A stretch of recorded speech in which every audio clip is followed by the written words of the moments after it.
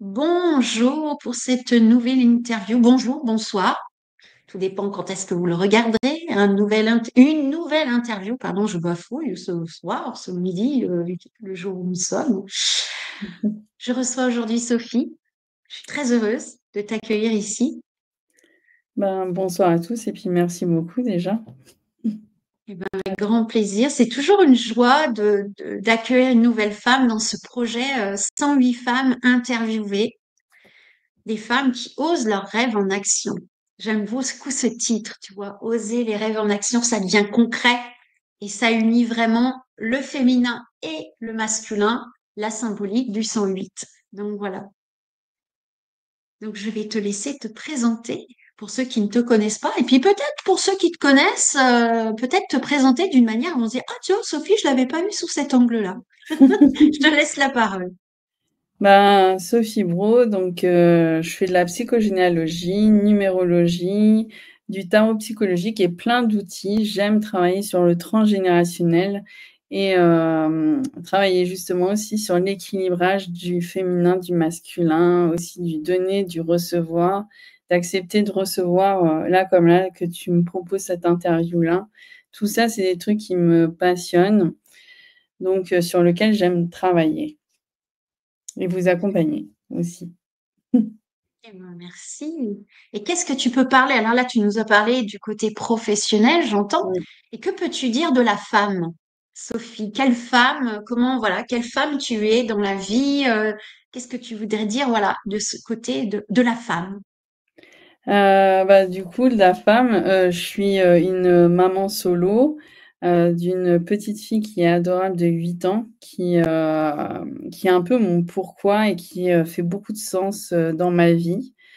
Qui justement me permet de me reconnecter moi aussi à mon enfant intérieur et hem et qui m'a fait changer ma vie, donc mon rôle de maman. Et sinon, j'ai plein d'autres passions, entre autres autour de la musique, du cinéma, de la tout ce qui est culturel. Je suis aussi bénévole dans des associations pour justement donner accès à la culture à des personnes qui n'auraient pas forcément, les moyens. Hem et puis voilà, tout ce qui est culturel, c'est aussi une passion. Oui, d'ailleurs, derrière, on voit le, une affiche du peintre. C'est Oui, Matisse, hein, c'est ça? oui, des Ouais. femmes qui dansent. Ouais, les femmes qui dansent. Ah, je trouve que c'est super bon. On a en toile de fond les femmes qui dansent pour une interview de femmes. C'est génial. Merci. J'adore. En tout cas, ouais, riche, en tout cas, portrait riche. Et une des premières questions que je pose en général, c'est de quel team tu fais partie? J'ai répertorié 3 teams. Il y a la team des femmes qui ont toujours rêvé, ont réalisé leurs rêves depuis qu'elles sont petites et c'est un appel et puis ça peut pas être autrement. Il y a la team des femmes qui, ben, je rentre dans la vie, le monde actif et puis métro, boulot, dodo, je veux ci, je veux ça avec un certain conditionnement. Et puis à un moment de la vie, il y a un événement qui fait que non mais là je suis pas sur le bon chemin, il y a un truc qui va pas. On reprend le truc à zéro et je vais aller voir plutôt ce qui me touche à cœur et pourquoi voilà. Ça peut être un décès, ça peut être un burn-out, ça peut être une naissance, ça peut être enfin voilà tout un voilà. Et puis il y a la troisième team. Alors ces femmes-là ont réalisé leurs rêves, mais elles ne s'en rendent même pas compte. Il y a un truc. Et un jour ça se fait, c'est ah mais j'ai réalisé ça, ah j'ai réalisé ça. Alors, pour te dire, moi je fais partie de la team 3. Je fais partie de la team 3 et un jour j'ai en fait, j'ai toujours réalisé mes rêves, mais je ne m'en rendais même pas compte. Donc, un manque de conscience assez flagrant quand même, je l'avoue. Donc voilà, il y a peut-être d'autres teams encore, mais pour l'instant, c'est les 3 teams que j'ai répertoriés. Et donc, selon toi, de quel team tu fais partie? Il peut y avoir un mélange des deux, de deux teams, en fait, peut-être. Moi, je fais partie de la team numéro 2, où justement c'est quand j'étais enceinte où je me suis rendu compte que j'avais des rêves, mais j'en avais réalisé aucun et je m'autorisais même pas à me dire: «Un jour, je vais les réaliser». C'était juste des rêves comme si on dormait et puis on fait des rêves et puis ça reste que, en état de sommeil Et c'est ouais, la naissance quand j'étais enceinte, je me suis dit: «Mais pourquoi tout ça, je le réalise pas alors que je sais que ça me ferait vibrer et que là, aujourd'hui, je m'autorise pas à vibrer de l'intérieur?» Et ouais, c'est, déjà, ouais, quand j'étais enceinte, ma fille n'était pas encore, arrivée au monde que, je me suis dit: «Ça serait bien que peut-être je m'autorise à les réaliser». Mmh. Voilà, de quelle team, je fais partie. OK. Alors quand j'entends ça, tu vois, l'idée qui me vient, c'est je porte la vie et d'un seul coup, je me pose la question, et c'est quoi la vie? Tu vois, c'est un petit peu Ouais, ça qui me vient. Je porte la vie et d'un seul coup, c'est je porte la vie, mais qu'est-ce donc ouais. la vie? Et donc là, la question, quel est le rêve que tu as envie de partager avec nous? Alors, je pense que tu en as peut-être plusieurs, mais est-ce qu'il y en a un en Mmh. particulier que tu as envie de partager avec nous aujourd'hui?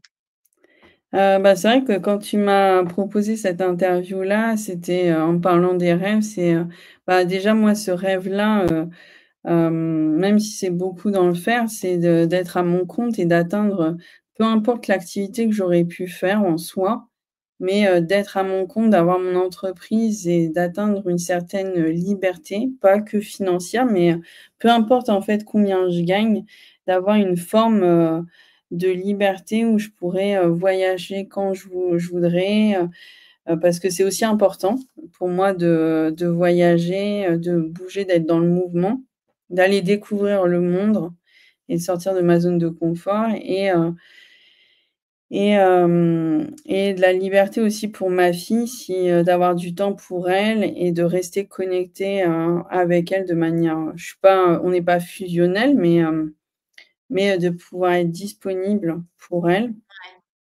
Et pour moi, c'est aussi une forme de liberté et d'avoir réussi à créer mon entreprise que j'ai depuis 4 ans, pour moi, c'est un rêve que j'ai réalisé, qui est ultra important. J'ai encore envie de voyager, de découvrir le monde, donc je m'autorise encore à rêver et d'avoir d'autres rêves, mais en tout cas, c'est un des gros rêves, que j'ai pu réaliser là, c'est, bah, de toute ma vie, quoi. Magnifique. En fait, je vois ce rêve, il répond à 2 choses, en fait, ce besoin de liberté de la femme et en même temps, montrer l'exemple, à la future génération, je dirais. Donc, Oui, c'est super chouette. Bien entendu, les rêves, on va dire, ça vient de challenger, hein, on va pas se mentir. Je sais pas oui, si tu es d'accord avec ça. oui. Et je dirais que, ben, il y a des peurs qui arrivent et quand justement tu as voulu te lancer dans l'entrepreneuriat, quelles sont les peurs qui sont venues te chercher? Comment t'as pu y faire face et comment tu as réussi à surmonter? Parce que comme ça fait 4 ans maintenant que tu es à ton compte, ben, je pense que tu as une bonne expérience et tu vas pouvoir en témoigner avec nous. Oui, bah, bien sûr que j'ai eu, des peurs, sachant que, bah, dans les 3 cas que tu disais, quelle, personne tu es, dans les rêveuses et que, bah, moi je me suis autorisée à réaliser mes rêves tard, ben, j'ai eu beaucoup un peu le syndrome de l'imposteur, de me dire, bah: «Est-ce que j'ai le droit en fait? Est-ce que j'ai le droit de réaliser ce rêve? Est-ce que, j'ai le droit de sortir d'une manière de fonctionner que j'avais eue depuis, presque, plus de 30 ans. Heu Est-ce que j'ai le droit de ça? Est-ce que j'ai le droit de m'autoriser ça? Est-ce qu'au regard de la société, j'ai le droit de m'autoriser ça? Et ça m'a énormément challengée. Il y a eu des moments où ça me challengeait fort et j'étais, limite dans ma chambre à pas vouloir sortir de ma chambre parce que j'avais pas envie qu'on me voie. Ouais. Et d'autres moments, ça allait super bien et puis, ben, bim, je retombais. Dès que je réussissais, des fois, je me suis dit: «Bah, j'ai pas le droit de réussir» et bim, je me retrouvais enfermée, dans ma chambre ou dans ma salle de bain à me dire: «Mais, est-ce que tu as vraiment le droit, en fait, de vivre ça?» et heu au fil du temps, en fait, ça vibrait tellement en moi de voir que j'y arrivais et que ça avait du sens et que c'était important, que c'était pas juste en état de rêve, que ça devenait réalité. Bah, au Ouais. fil du temps, bah, en fait, j'ai réussi à dépasser, en fait, un peu je dirais pas que c'est des angoisses, mais ce qui venait, se travailler en moi et me faire que limite j'avais plus envie qu'on me voie. Ben, en fait, j'ai réussi, ouais, avec le temps à me reconnecter, en fait, à ce qu'il y a au niveau là du plexus solaire, du cœur et même dans mon ventre, à me reconnecter à ça et me dire: «Bah, non, en fait, ça, c'est plus important, en fait, que de me prendre la tête de j'ai pas envie qu'on me voie ou j'ai pas envie, j'ai pas le droit» ou et en fait, ça m'a permis, en fait, de dépasser ça parce que ça avait plus de sens de sentir cette vibration en moi qui me faisait vibrer où je me suis dit: «C'est ça ou rien». Ouais, ouais, ouais, je comprends. Bah, en même temps, ce qui me vient là, c'est que bon, bah, tu as des techniques Mmh. automatiquement, c'est pas arrivé tout seul. Donc, c'est un véritable, je dirais, travail sur soi finalement, de discipline Mmh. peut-être. Comment ça s'est passé en fait? Bah, je dirais que c'était, principalement, bah, justement être dans l'énergie, du féminin, d'aller, aussi écouter, en fait, ce qui se passait en moi. Heu, ouais, de prendre aussi le temps à certains moments d'écouter peut-être, je dirais pas cette petite fille, mais un peu qui avait peur, peur de réussir, qui avait peut-être des angoisses, qui montaient, de prendre le temps, en fait, d'écouter tout ce qui venait et mais écouter que ça soit négatif, les parties négatives, mais aussi les parties où il y a des moments où je vibrais, j'étais, haut en énergie et que je sentais que j'étais à ma place. C'est d'écouter, en fait, toutes ces parts de moi et de me dire: «En fait, tout ça, c'est moi. C'est aujourd'hui, je ressens tout ça». Donc après, je me suis aussi fait accompagner et Ouais. mais ouais, le plus gros du travail, c'est d'accepter, en fait, que ces 2 parts de moi, en fait, elles sont là, à ce moment-là et que c'est pas une fin en soi, que ça va pas rester comme ça toute ma vie, mais qu'aujourd'hui, en fait, je suis comme ça et ça m'a permis, en fait, de garder, un peu le train en marche et de continuer à croire à mes rêves, de me dire: «OK, il y a des moments où j'ai peur», mais c'est d'accepter d'écouter ça, de pas mettre, en fait, couvercle dessus et me dire: «Je dois surtout pas avoir que je vais pas bien, que ça me fait peur», mais accepter en fait de l'écouter, d'écouter ce qui se passe aussi en moi. Mmh. Je dirais que Alors ça quand je serait le premier gros point. Ouais, ouais, ouais. Alors quand je t'écoute, ce qui me vient là, c'est que finalement, on peut avoir peur aussi bien de ses ombres que de ses lumières. Et que Mmh. parfois même, c'est peut-être les lumières qui font le plus peur Oui, que la partie que la partie d'ombre en fait. ouais. Et j'ai trouvé très intéressant que tu dises ben d'aller voir aussi ce qui va bien. Parce que souvent, Mmh. quand on fait un travail sur soi, on a tendance à aller voir ce qui va mal et on va aller Mmh. creuser, on va aller voir. Et on oublie d'aller voir le côté qui va bien pour Ouais. aussi ben, de se dire, ah ouais, mais ça va bien. Et Mmh. je trouve très intéressant que tu en parles et c'est comme un rappel en fait. Donc c'est un peu, ben, si les femmes qui passent par là, hein, qui regardent cette interview, déjà je vous invite à laisser des commentaires, vous pouvez mettre des pouces, à partager aussi. Et puis ben, de vous dire, tiens, est-ce que les femmes qui sont là, qui sont en train de regarder, est-ce que vous regardez aussi bien votre ombre que lumière? Comment ça se passe pour vous? En tout cas, c'est une invitation que je trouve super intéressante. Merci beaucoup, Sophie. Et il y a autre chose qui vient aussi, c'est que bon, on a nos peurs, on a aussi bon, nos lumières, on va voir tout ça. Et puis il y a quand même des fois les obstacles qui arrivent, hein, c'est inévitable, hein, sinon ça serait pas Ouais. rigolo. Et donc, toi, je suppose que tu as eu des obstacles. Comment ça s'est passé? Est-ce que pour toi, un obstacle, ça veut dire c'est pas le bon endroit, je fais marche arrière et je prends un autre chemin? Ou un obstacle, ben c'est peut-être quelque chose à surmonter. Comment tu vois l'obstacle dans le chemin de l'entrepreneuriat? Bah, je dirais que ça peut être les 2. Les 2 propositions que tu fais, ça peut être les 2. J'ai eu des cas, en fait, où j'ai lancé des offres, j'ai lancé des choses et ça a pas pris et je me suis dit: «Mince, qu'est-ce qui fait que ça prend pas?» Et en fait, en regardant ce que je proposais, en fait, ça résonnait pas réellement avec moi et ce que j'avais envie de faire et Ouais, en fait, des fois, ça peut être, ben, c'est pas le moment ou en fait, c'est pas ça, c'est la mauvaise route et des fois, faut prendre un autre chemin ouais. et il y a d'autres fois où justement, ça résonnait vraiment. Il y a des choses que je faisais qui résonnaient vraiment avec moi et où j'ai persévéré, où je suis allée voir ailleurs et le proposer ailleurs, tester autre chose mais je suis restée un peu dans la persévérance, dans me dire: «C'est ça, en fait, ça vient résonner, avec moi et en fait, des fois, je dirais, ça peut être des fois, je suis sur le mauvais chemin donc y réfléchir, ça veut pas dire que, moi, je suis toujours à mon compte et c'était, pour moi, une des priorités de garder cette liberté. Mais la forme, elle peut changer et évoluer, elle peut être remise en question. Mais des fois, en fait, il y a des valeurs dedans qui peuvent être importantes où, ben, là-dessus, faut pas changer, en fait. Faut Ouais. pas, faut essayer de persévérer, quoi. Garder de la persévérance, de se dire, je peux y aller et je pense que pour tous les rêves, en fait, c'est, de garder, en fait, ce feu intérieur, qui fait qu'on va pas lâcher, peu importe comment, quand et cetera. De se dire, ben, de continuer à y croire. Mmh. Même Ouais, face ouais. aux obstacles, que des fois il peut y avoir justement un autre chemin.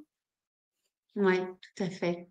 Mais c'est intéressant parce que, enfin, quand je vois, quand tu as parlé des peurs, que tu parles aussi des obstacles, il y a vraiment une histoire d'écoute de soi. Oui, Là, tu as évoqué quelque chose au niveau des valeurs. Et c'est super oui, important, je trouve, parce que c'est vrai que, ben, que ça soit en lien avec nos valeurs, et c'est peut-être là aussi la clé pour reconnaître si, tiens, est-ce qu'un obstacle là, non, ça veut dire ça correspond pas à mes valeurs, ou si c'est mes valeurs, mais ça veut dire qu'il faut peut-être que je le prenne autrement, et oui. ça peut nous faire changer de voie en tout cas. Quand je te dis entrepreneuriat et aventure, exploration, ça résonne comment pour toi? Bah, moi je suis clairement d'accord avec ça. Pour moi, c'est clairement une aventure. Mon entreprise, quand je l'ai créée il y a 4 ans et aujourd'hui, ça a rien à voir.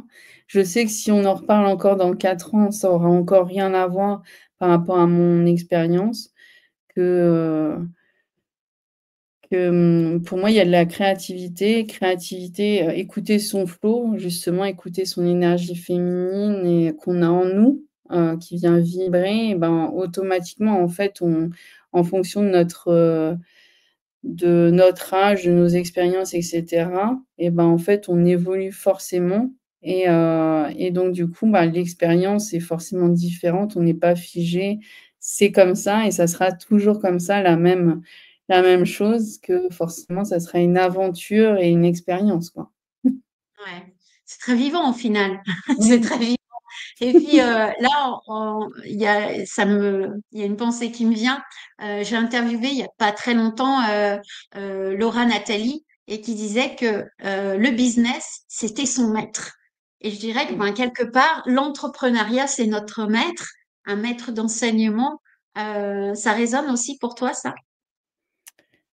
Oui, parce que oui, oui, pour moi, on est aussi face à soi-même et donc du coup, ça aussi, surtout quand on est, ouais, son propre chef, on peut travailler avec une équipe, mais je trouve qu'on est plus face à soi-même et que du coup, c'est une forme où ça peut être un maître parce que du coup, ça nous fait automatiquement travailler sur nous-mêmes, en fait et sur, bah, quelles sont nos valeurs, quelles sont, qui on est, pourquoi on le fait, ça nous permet en fait de nous poser plein de questions sans forcément que ça soit une prise de tête, à en avoir mal au crâne.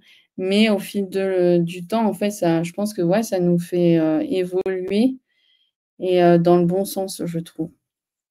En tout Ouais, cas ouais, pour ouais. moi. Et là, entrepreneuriat et rôle de maman, comment tu arrives à jongler un peu entre les deux? Parce qu'il y en a qui disent non, mais je peux pas être avec les enfants, me mettre à mon compte, c'est pas possible. Il y en a peut-être qui auraient envie, mais qui se posent Mmh. beaucoup de questions.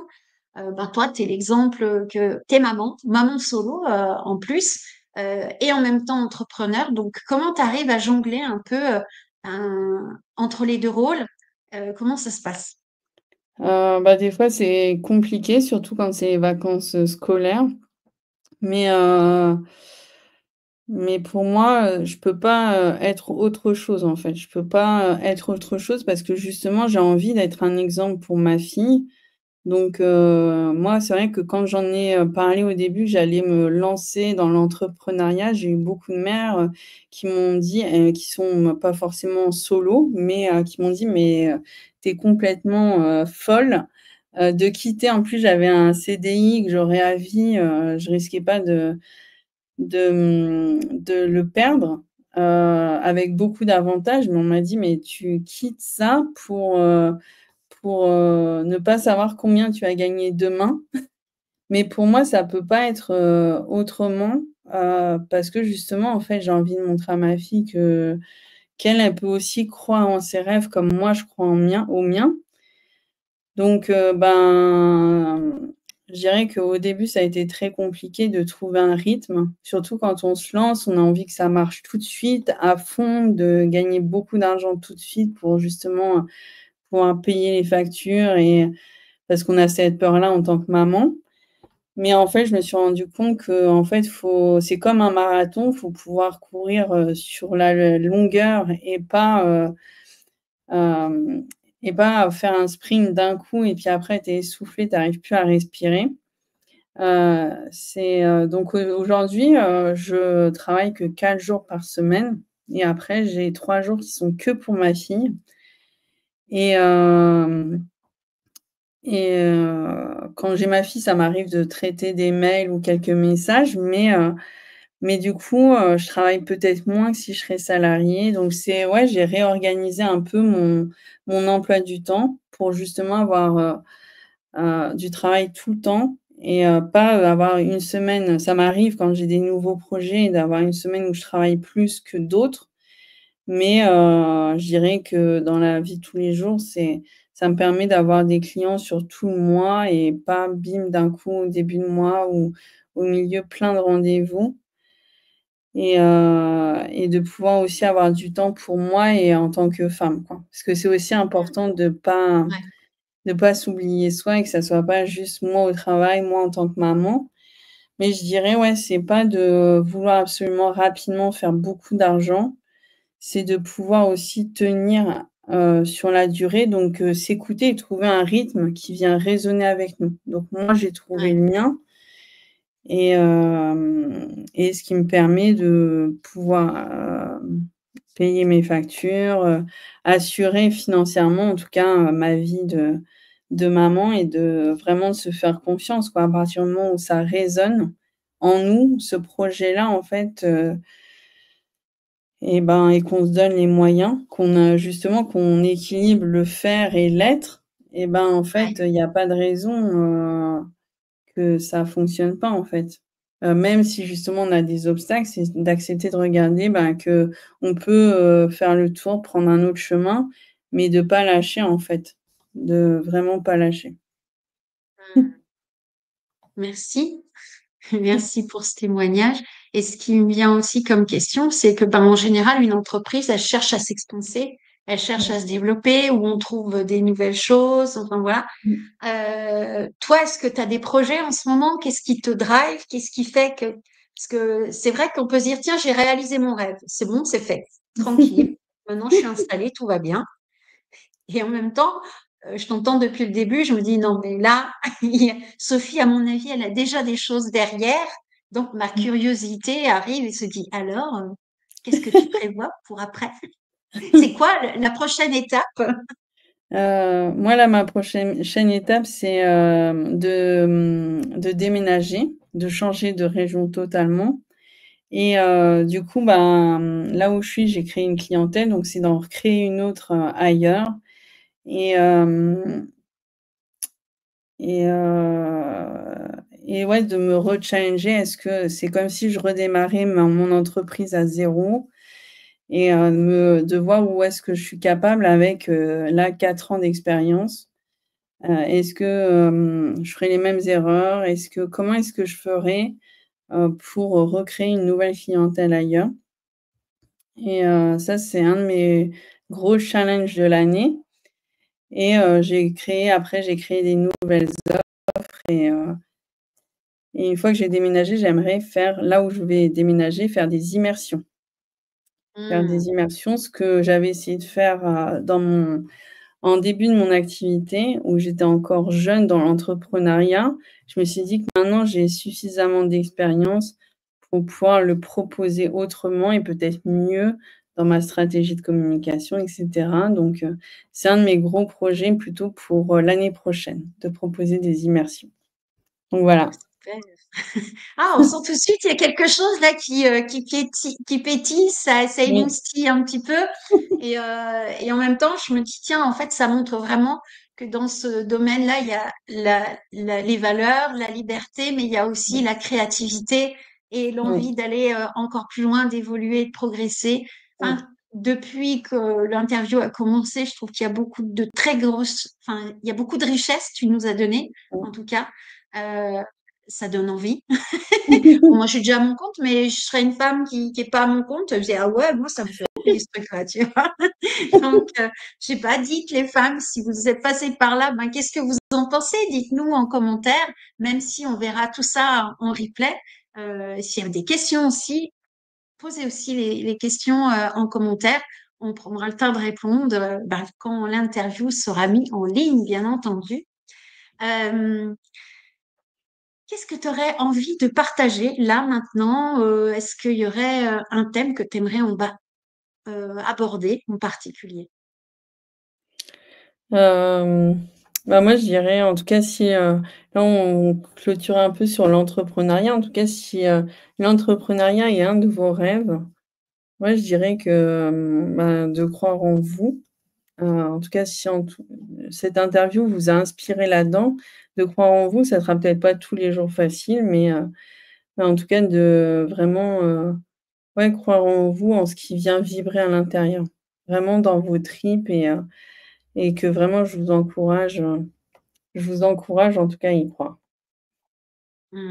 Magnifique.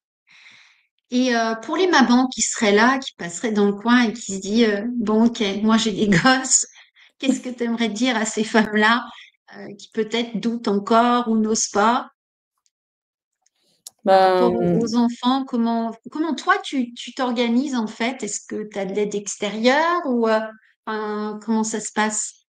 non, moi je suis vraiment toute seule à gérer ma fille.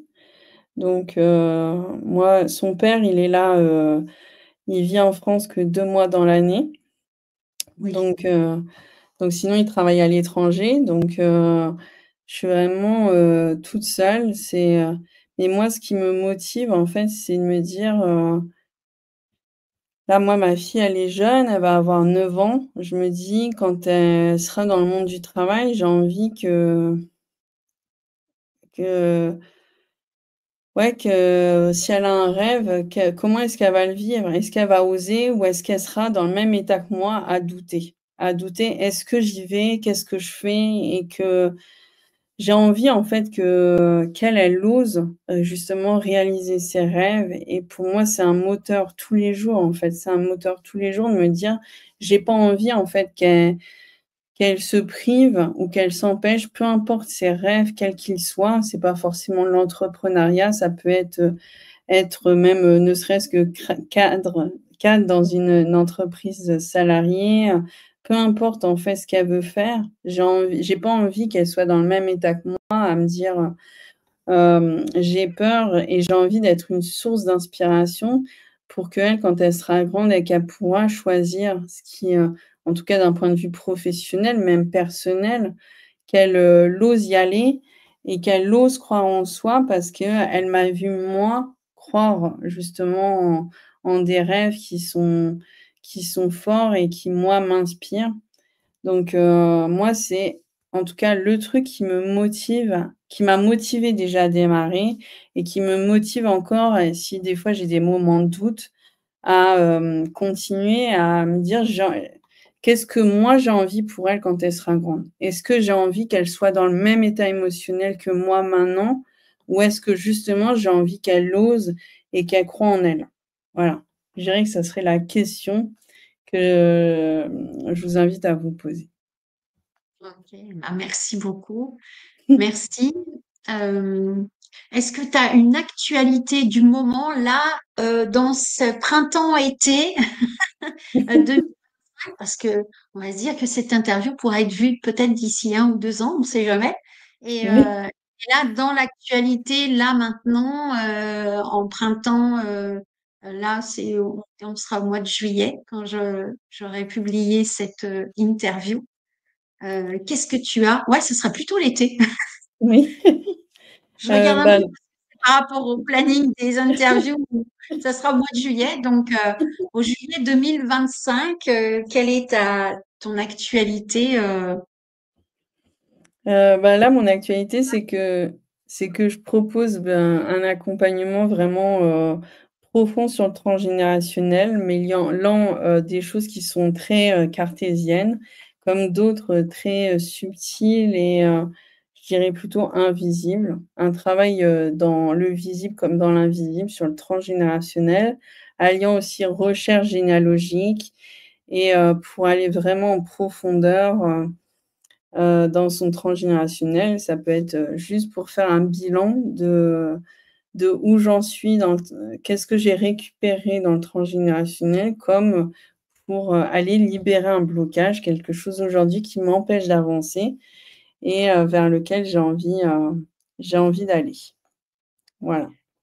Ok, super, merci beaucoup. Ben, si vous avez envie de contacter Sophie, il y a les liens qui seront autour de cette vidéo.